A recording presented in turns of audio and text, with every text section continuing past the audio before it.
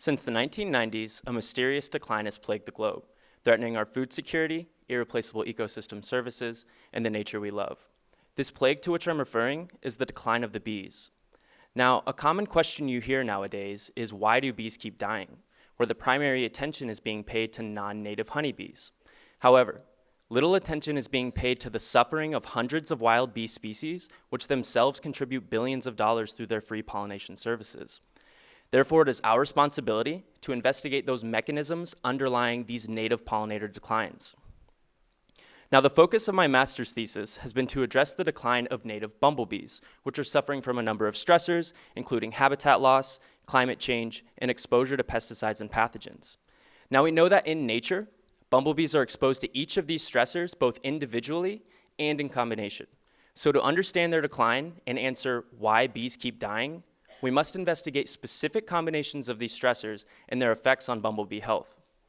Specifically, my thesis work investigates how unintended exposure to pesticides, while not killing the bees directly, may worsen the effects of pathogenic infection to the detriment of bumblebee health.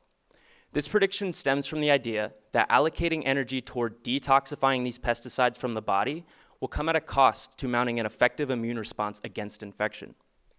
To get at this, I experimentally infected bumblebees with a severe pathogen, then administered a relevant dose of pesticide, and finally recorded a suite of responses to understand the specific effects that these combinations of stressors have.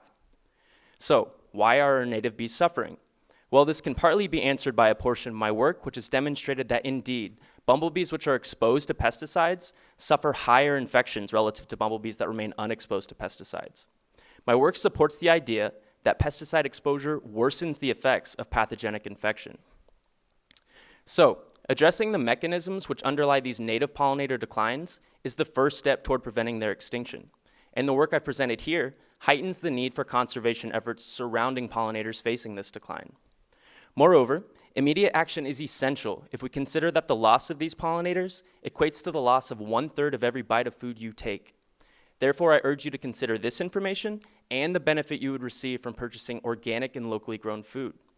Becoming informed of the harmful effects that pesticides have on not only you, but on the nature surrounding us is one step you can take to promote both personal well-being and preservation of these charismatic native pollinators. Thank you.